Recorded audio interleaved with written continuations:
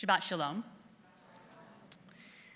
I used to be annoyed, and dare I say a little offended, back when I was in rabbinical school, even when I kind of first became a rabbi, and people would try to gotcha me. And I get it. It is tempting when you think that you found a glitch in the system. The halachic system, the Jewish legal system. Judaism, like I think all religions, has a set of rules and laws. We call it halacha. The root comes from the word meaning the way, like a path or a road or to go. It's how we go through life, according to Jewish rules and laws. Some of these are rules I think everybody's heard of.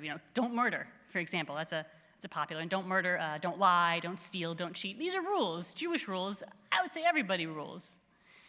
Some are Jewish rules that most of us have heard of, but there's a range of practice, like keeping kosher. What's kosher for one Jew is not kosher for another Jew. There's a range of practice, and that's fine. It makes sense. Jews in different places develop different laws. But some people, they learn about a glitch, a loophole in the system of Jewish law, and their eyes just light up. I can tell when I'm having a conversation and someone's going to say one of these things to me. I know at this point. Because originally the Torah said to do X, but the ancient rabbis 2,000 years ago said, well, yeah, it says X, but what they really meant was Y. Yeah. And it seems like they kind of did an end run around the Torah, changed something in the Torah.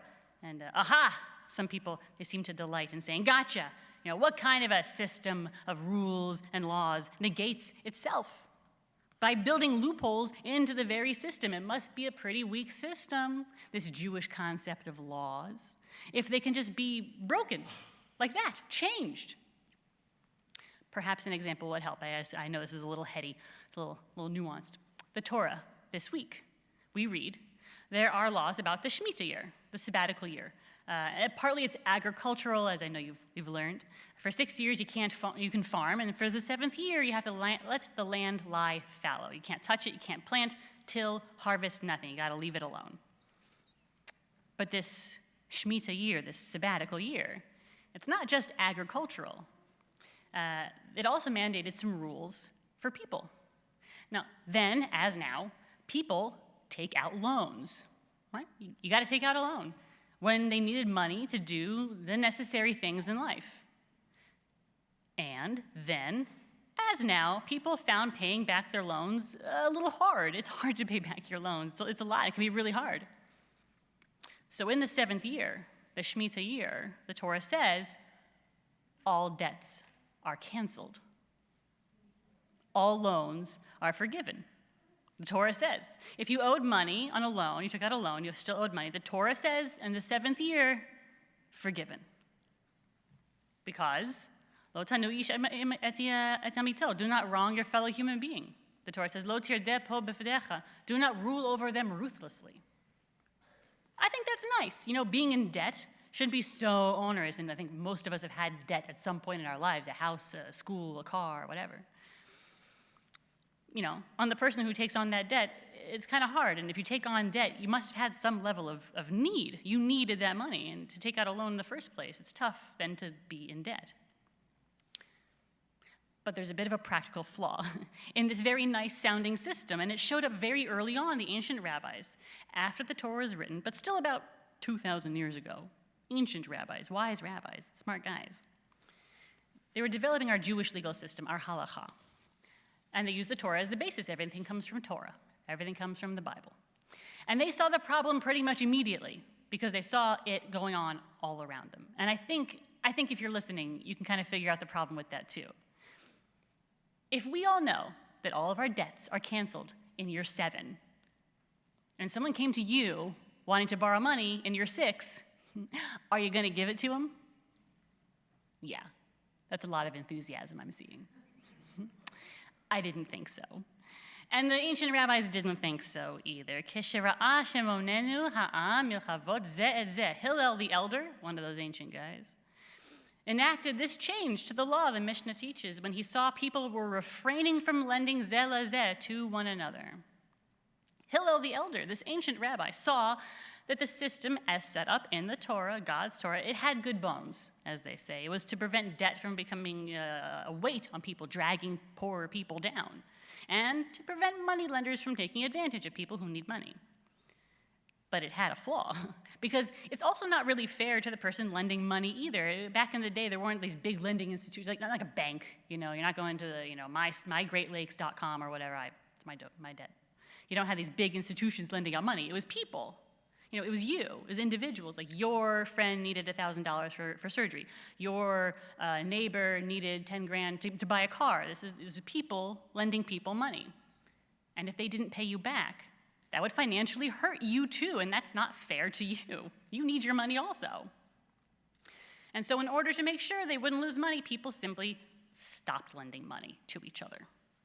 And then a system that was set up to protect needy people ended up hurting them. The ancient rabbis had only one choice. Now, they weren't going to chuck the whole system, chuck all of halakha, because it's God's law, it's the Torah. You don't just chuck the Torah. You don't say, oh, Jewish law has a flaw, let's ignore it. Just ignore the Torah.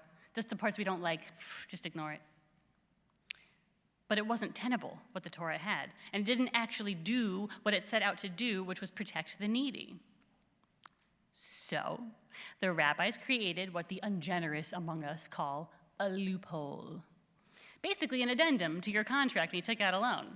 They called it prusbol, it's Greek in origin. It was very clever. The rules about Shemitah and loans, and every 7 years they're forgiven, yada yada, it applies to loans between people. The Torah says, if you loan money to you, individuals. So the rabbis put a little addendum, the prusbol, in the contract, saying, I turn over to you, you judges of XYZ place. Any outstanding debt I may have, you may collect it on my behalf. The Torah says loans between individuals have to be forgiven. It doesn't say anything about a group of rabbis collecting it on your behalf. You turn your loan over to a court, the court could collect your debt. Torah didn't say anything about that. I love this stuff. I love that the ancient rabbis did this, and they do stuff like this all the time. They're not going to say the Torah is wrong, don't listen, it's bad, get rid of it, because we're Jews. We follow Torah law. It's God's law, and the intentions are good. And the ancient rabbis wanted to make sure those intentions came true. They just meant that sometimes you have to reinterpret or reimagine what those laws meant in order to make those intentions come to life. It's stuff like this that some people go, gotcha. Oh, it's a loophole. It's a weakness. What kind of a system builds loopholes from its inception thousands of years ago? Must be a pretty precarious system if it needs adjusting from day one. I disagree. In fact, I think it's a key strength to have this kind of adjusting built into our system of law by making sure that we know that there are key values underpinning the whole system. Be kind to the poor. Don't let their needs overwhelm them. And those values do not change. And that our thousands years old system of law, our halakha, our way, the implementation of those values in real life, it has the ability to be flexible, to be reinterpreted, to be adjusted as the need arises. In doing so, our ancient rabbis ensured that those values and that legal system have the ability to remain relevant and effective in perpetuity. In fact, the fact that halakha can evolve as we evolve does not make it weak. If it were inflexible, if it were unbending, the Torah says loans are forgiven year 7, period. End of story. That makes a system, a way of life, weak. If it isn't effective, if it is not relevant, then, yeah, you're right, that system of law is weak. That system of living is weak. But that's why our most ancient rabbis established this.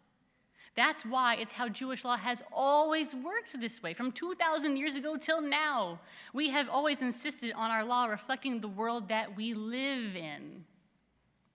Because as Jews, we emphasize the need for flexibility and imagination to ensure that our way, our halakha, our laws and rules and traditions remain relevant and meaningful and actually do what they are meant to do. And, as a bonus, it serves as a reminder to us in other ways that kind of flexibility, the ability to adjust in light of new information to changing times, is something that must be practiced in all aspects of our lives. And it may seem like weakness at first. If we can change our approach, change our practice, change our minds, doesn't that mean that we are weak-minded? No. Judaism is trying to teach us through our halakha, through our approach to laws, that our minds, like the law, must be flexible and be open to change, to reinterpretation, if we are going to evolve as we must. Condemn it as a loophole if you must. Call it pick and choose Judaism. Call it a weakness. It's not. It's ancient, and it's brilliant, and it's beautiful, and very, very real. It is what our tradition has striven to be, and in that way, we have remained ever constant in our beautiful and continually changing world. Shabbat Shalom.